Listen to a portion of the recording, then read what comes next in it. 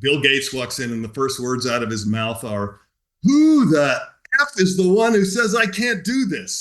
I had to raise my hand and explain to him why the current situation probably wouldn't allow that particular thing to happen.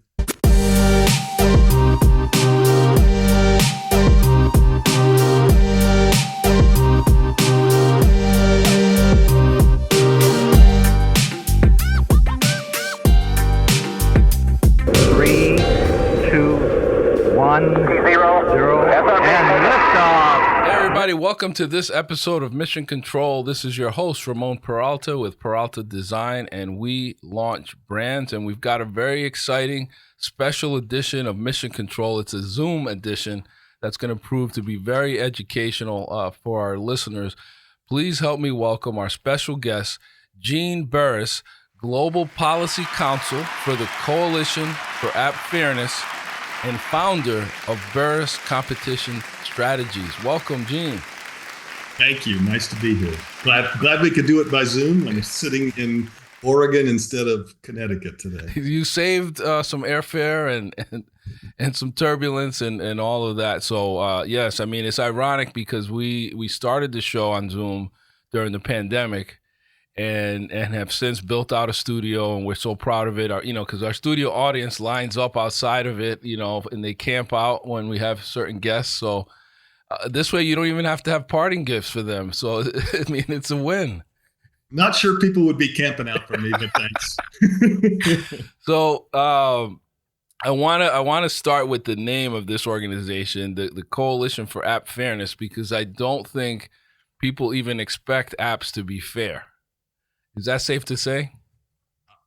I think so, though the push for that is really about fairness of competition among apps, and especially among apps that are owned perhaps by the platform owners. So it's about leveling that playing field for competition for apps and making sure that everyone has a fair chance to succeed, whether you are a small independent app developer or you are a developer at Apple or Google. So. Right. It's sort of a regulation to make sure that the big guys don't become bullies or control too much, leaving out some of the more independent app developers that might be out there. That's right. Right. During the last 2 years as a company, we've been getting a lot more into app development.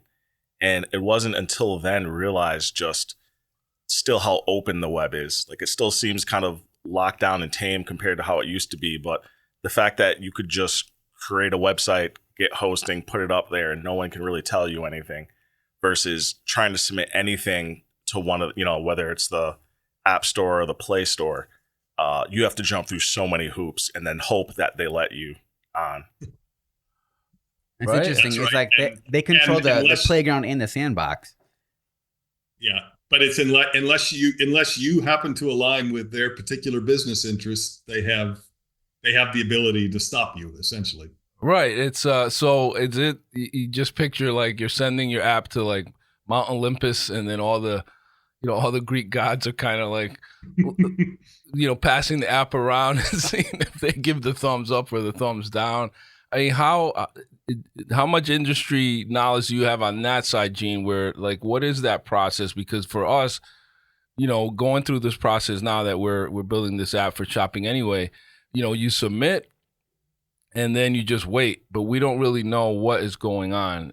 Can you shed some light on that? Yeah, I mean, I've seen a lot of that from various perspectives, all from the side of the submitter, not the reviewer. So I understand the pain of that experience and the frustration and the mystery that's involved in all of that. And that's part of what the Coalition for App Fairness is here to try to bring some transparency and consistency to that process. I spent some time at Spotify, and they've definitely had their issues with Apple and on app approvals and being able to compete effectively with Apple Music. And so, the pain is real for sure. Right. You bring up a good point, because if the monolith, if you will, has a competing product, they're probably going to reject, and that's where it becomes unethical, because now it's not fair competition at that point. They could make up a rule, right? Exactly right. That's exactly right. That's kind of what it's all about, is those companies have find themselves in a position of immense power over the entire ecosystem. And, companies can't always be trusted not to abuse power when they've got it. So it turns out, unless they're constrained. True. So, I mean, it sounds like you're a champion for the little guy, a champion for the independent developer, the innovator, the entrepreneur. So I really am glad you're with us. How did you get into this space? You want to take us back a bit and tell us your story? Yeah, I can take you back. I mean, I think I got started in the software tech world in about 2002. Before that, I was an antitrust lawyer for American Airlines, and even before that was an aerospace engineer a million years ago, back when it was people were still building real airplanes instead of flight simulators on computers. But started at Microsoft in 2002 as an antitrust lawyer there. And if you think back to 2002, that was kind of the height of the antitrust battles going against Microsoft by the US Department of Justice and the European Commission and other regulators around the world. And so I joined Microsoft as an antitrust lawyer and, kind of defended the company for a number of years against those actions and helped the company comply with the various orders that were imposed against it, which I think, and we can talk about, which I think are extremely relevant to what's going on now. And then after a period of time doing that at Microsoft, I took on the role of ensuring that Microsoft wouldn't be the only company ever that those rules applied to, and set about making sure that new dominant platforms, and at that point it was Google in search, had to abide by the same rules. So I went around the world and tried to get the same regulators who had been my enemies for all those years to be on my side and help them do their job to apply those same rules and lessons that they had to Google. So I did that for a long time. At some point in about 2016, Microsoft made peace with Google, so to speak. They kind of signed an agreement not to take their battles to the regulators first before they discussed them. So it kind of dissolved our little team that we had at Microsoft at that point.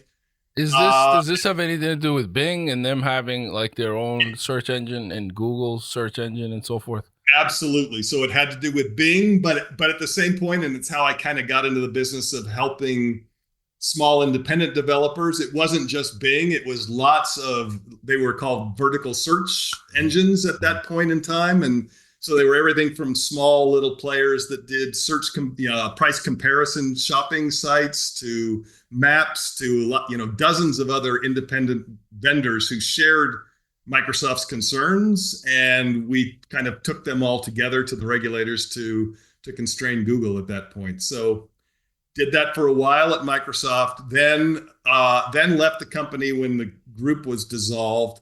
I helped some of the state attorneys general in the United States and conduct their investigation of Google. That's a lawsuit that's going on right now, kind of just completed in the favor of the US DOJ in the States. And then a former colleague of mine at Microsoft had gone to be head of legal at Spotify, and he invited me to come to Spotify because they were having trouble with Apple's platform, and he asked me to come do to Apple what I had been doing to Google all those years while I was at Microsoft. So I joined Spotify for a while, right at the beginning of the pandemic. Spent 3 years there working on these issues against Apple with the dominance that they possess with their iOS platform on mobile devices.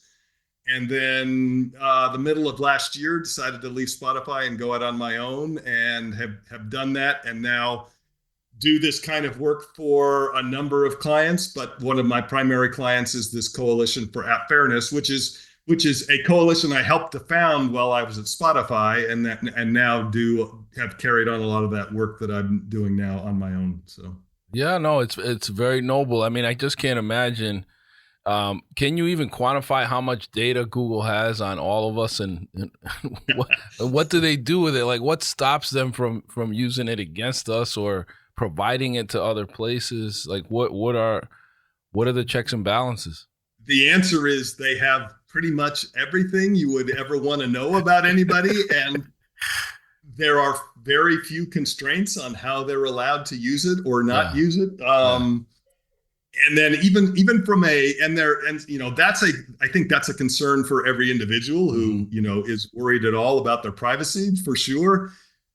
It's also interesting, especially on the mobile device side of things, about the data that comes from businesses too. So for small developers, the kind of businesses that I'm championing now, they're part of the terms and conditions of being distributed in either the Google Play Store or the App Store is that they demand the right to look at all of the data that flows between you and your customer. Wow. And they reserve the right to use it for whatever purpose they want, including to copy your app and compete directly against you with your most sensitive business information. So that doesn't seem very fair. No. And it's certainly one of the things we're seeking to address through legislation and litigation at this point. And because we have no choice. Like, in order for you to get to the next level of approval, you've got to keep selecting that you agree. You have to say yes. You have to. If you want to be on an iPhone, you have to say yes. At what point does the end user license agreement just, become a scary thing where it seems like there's a new set of, subscriber agreements constantly releasing? And then what's the limit to what you can legally have someone sign away? I saw that there was that whole thing with Disney Plus where apparently a woman who died from an allergic reaction that she had in one of the parks, apparently they can't sue because they had a Disney Plus subscription, and the end user license agreement says you can't sue Disney. And then, even though that's a streaming platform, not a physical park. Exactly. They're not even closely related. And now their legal team says that they have no foot to stand on because, well, you signed the agreement that says you can't litigate against us, unfortunately. Gosh. And it's crazy to think about, but you end up playing the game because you want to have that service. The choice, that's the tricky part, I think, is ultimately the choice is up to you as a user. You could say no. You just don't have access to the service. That's exactly analog. There's a choice for the user to have a Disney Plus subscription or not. But if you're a business, you're an app developer, you have no choice but to sign Apple's agreement, right? I mean, if you're an app developer and you're not on the iPhone, you're not an app developer. You're just a hobbyist, right? I mean, that's right. We're like Kev. I mean, how many agreements and fine print did you read? I mean, in an effort to meet the needs of the client, or every time she has like another function, you got to kind of go back in and. For internal testing, there's not as much, right? Mm-hmm. It basically just needs to work. There's a couple compliance things, but to actually once it's going to get published on the once to actually submit anything, and then depending on the functionality and who the target audience is, what you're doing, like. You're handling any kind of financial data, anything like that. There's just so many things that they need to know. And I think in the last app that we tried to release, they were denying it.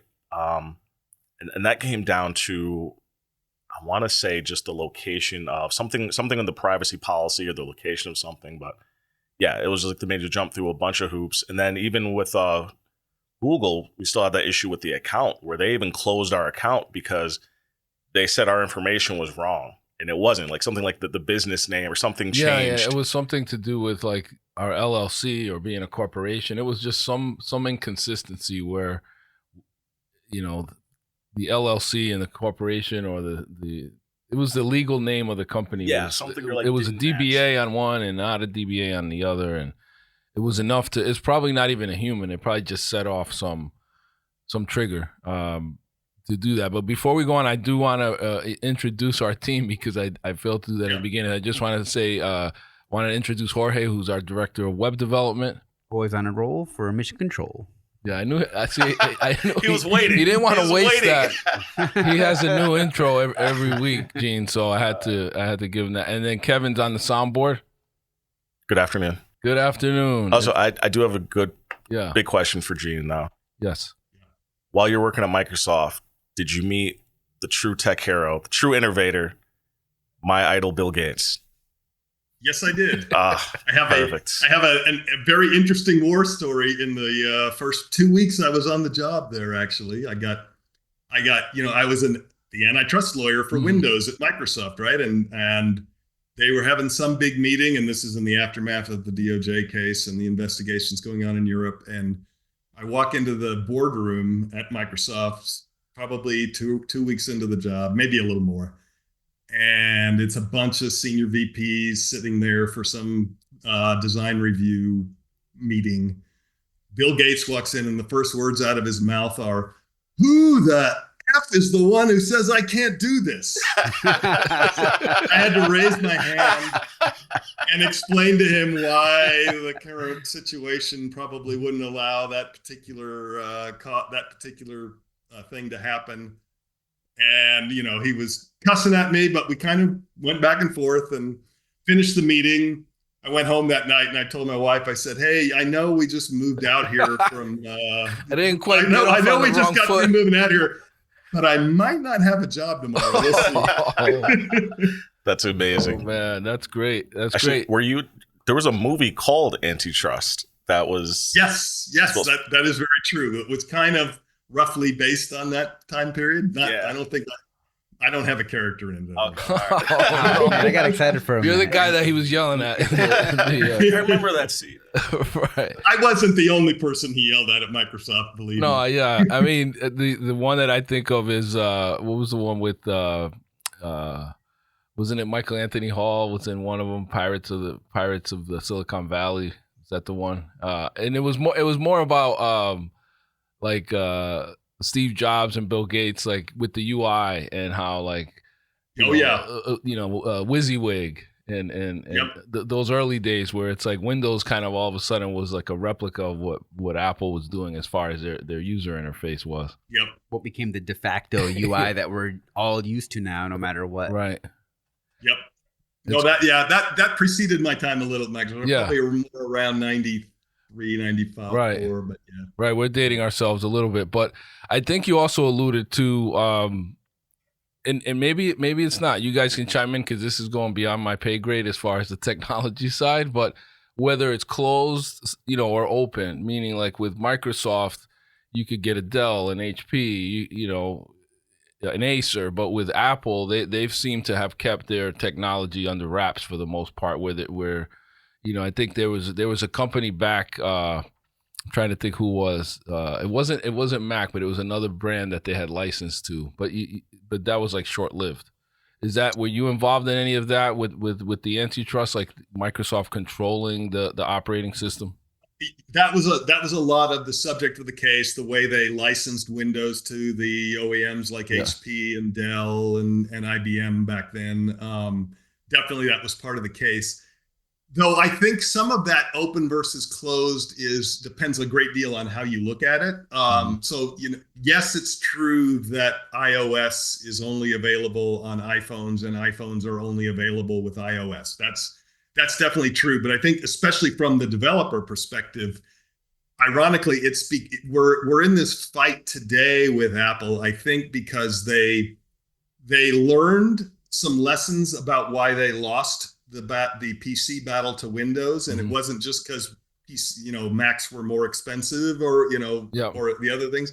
It was because Microsoft really focused on being open to developers with Windows, right? That it was Microsoft, and you can see the videos still on YouTube today of Steve Ballmer chanting "developers, developers, developers, developers," right?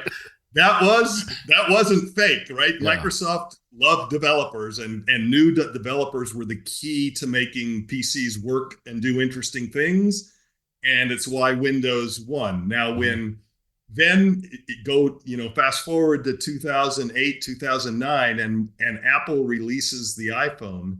And they did it at first kind of with Apple's normal model, which is we kind of know best what everyone wants, and here it is. And it didn't sell that well. It was like a very fancy Palm Pilot, the first iPhones that rolled out, right? And then they learned very quickly, if we want to sell a lot of phones, we need developers that don't work at Apple, that are doing interesting things with these phones. And that's, their catchphrase was, there's an app for that. And kind of the rest is history. It became the greatest business in human history because they became open to developers. And they basically followed in Microsoft's footsteps like usual. That's what you're saying. Exactly. Yeah, exactly. Exactly. Right. So I mean, that same thing holds true for so many platforms. The easier it is to develop for, the more success you see. Becomes that's ubiquitous. exactly right. Yeah. And that's across the board with a number of different applications. I mean, it's incredible to see even, Meta doing the same thing with their VR headsets. Everything from the Connect conference that just got announced is all about them basically coming out and saying, if you are a developer of any kind, you can develop for VR and AR with our new headset, with the new software platform that they're coming out with, which is only going to see the increase of that ecosystem, grow tremendously. Same thing happens with. I mean, it makes the product more valuable to consumers, without a doubt. And so, the interesting thing, though, of course, it's like if you think back to the Microsoft days, Windows was wide open, except when they ran into Netscape. Then they didn't like it so much, right? Then they started to close down a little bit. I mean, and that's what the case was all about. It was. Apple's kind of in the same situation today. They were very open, and they won the phone wars, right? By being very open to developers and saying there's an app for that. And then, though, when the kind of battle was over, suddenly they decide to get a little tighter with developers and start to extract rents and start to charge Spotify 30% of their revenues in order to be on the iPhone. And then they're not so open anymore because they have market power, and they know that users have nowhere else to go, and they know developers have nowhere else to go at this point. So they start to clamp down, and that's kind of the phase we're in now, where just as Microsoft was essential place for developers to do business, and they were free to do so for a while, Apple same way. Now Apple's trying to crack down for a variety of reasons, mostly money. But it comes at an interesting time to the comment you just made, because with AR and VR, Apple really, at the same time, Apple is kind of being mean to developers and making very clear it's a privilege for you to be on the iPhone. It's not a benefit. They don't consider it a benefit to Apple anymore. They are rolling out their VR headset, and developers are a little hesitant all of a sudden to start writing for that headset because, look, if you succeed, Apple has proven they're just going to kind of take your business if you end up succeeding together. Apple's going to end up taking your business. So it may be a turning point for maybe Facebook is in a good position to suddenly take that next platform. I believe it. And Zuckerberg was making direct jabs at the price point, at the functionality, capability. So, I mean, I think they're poised to do that. They're trying to bring it into the mainstream, and I think they'll find success with the direction that they're going in now. And I give them a lot of credit for they lost a ton on this early on. And I think we're finally starting to swing into that part. I forgot if it was billions or trillions that they were spending on AR way before. They were going to do like the metaverse, and people were developing for that. And it's funny building that virtual worlds. They're and things. Still doing that, but in a much more realistic way. But before it was going to replace experiences. Right. Now it's just enhancing it. And I love that the AR. The most successful thing that they've come out with is essentially just the grown-up version of Roblox, where they said, hey, developers, here's a platform that you can easily develop on, and you have access to this massive not only asset and code library, but now you have access to all of these users who could potentially become your customer. And we'll see. Like, will they end up, being the people who say, "Oh, let's succeed together," and then, let's clamp it down later. They have the commitment to open source on a lot of the solutions because it's the best, even with their AI and large language models, that it's the best solution for consumers and corporations. Well, we'll see. Yeah, it was funny, Ramon, too, when you were mentioning like open versus closed, because if you talk to like a developer, like they're not going to consider, Microsoft open source or open at all. It's going to be like, oh, that's the exact opposite of, open source. They're going to charge you for everything and license everything. And Gene, I thought it was interesting. I remember when I was using Spotify and I just wanted to go upgrade my account, and I thought it was so strange I couldn't do it through the app. And I was like, why can't I do it through the app? And then same thing on Netflix. I'm like, I know developers are like, why wouldn't they have done this? It seems like such a small oversight. And then I found out, I'm like, oh no, this is intentional because they're going to take 30%. It's a trivial programming task to be able to process your credit card in the Spotify app. It turns out it's a business problem that Apple is artificially imposing against its biggest rival, right? I mean, that's the even more frustrating part about it is, it's interesting. The day I joined Spotify back in 2020, I didn't quite. I was still understanding the business problem that they had with Apple, like on my first day at work. And the first day at work, they send you a code for your free employee subscription to Spotify, which I already had a subscription, but I sent that code to my wife and said, hey, go and enter this code in instead, and they'll stop charging our credit card every month. And she's fooling around with the app, and she can't figure out where to put the code in because of this very problem that I was now tasked to fix. So, yeah. And I just couldn't believe the subscription. I could get like a one-time, okay, take 30%, but they're going to take 30% of every subscription payment. That's insane. Every month. Every month. Well, yeah. And it's more than insane. I mean, for Spotify, that's a company that their gross margins are barely 30%, right? Because they put 70% of the revenues go right out the back door to all of the music rights holders. So there's, if you give 70% to the music to the artists and you give 30% to Apple, there's not a lot left to pay salaries anymore. So. Right. Well, then the consumer pays it, with the increase. Right. Yeah. So absolutely not fair. Now I'm going to throw a layman's question out there is that where do, so we've got Android, apps or Windows apps, if you will, and then iOS. And then where do the web apps fit in? Like apps that look like mobile apps, but they're actually websites. It's a very, very good question. Those two have been artificially limited by Apple in a couple of key ways, right? Is one, well, they technically allow other browsers to be installed on iOS, so you can put Chrome or Bing or Edge on your iPhone, right? That turns out those aren't really Chrome and Edge. They have to use the Apple WebKit underneath, and Apple WebKit puts a lot of barriers up into actually developing fully functional web apps because Apple doesn't want developers bypassing all of the restrictions they have in the App Store because they'll lose their 30% cut or a variety of other reasons. So Apple artificially limits the capabilities of those web apps. I think that the tide may be turning on that.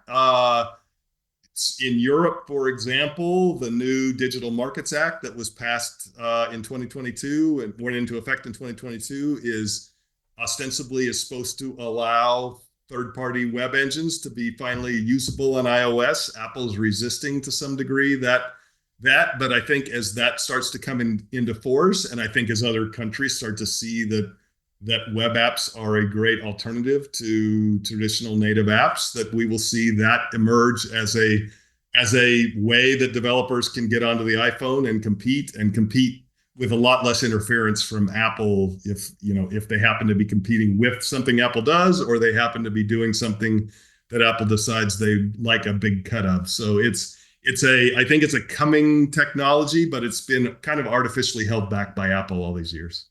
Yeah, guys, have any thoughts for our listeners as to determining what determining factors might make them go from a web app? I know that it sounds like the platforms are limiting the functionality, but what would be an ideal example where you might have to go native? A lot of it comes down to just taking advantage of whatever the operating system on your mobile device is using. There's certain data sets, certain functions that just come baked in that are going to save you a lot of time on the development side of things. I don't have to reinvent the wheel for this particular functionality because it already comes built in on iOS or Android, as the case may be. So there are some things where you'd want to go native because of that. Whereas, let's say even for location tracking, right? You're going to have a more accurate location based on what the native phone systems are using versus if you just are trying to determine it by IP address.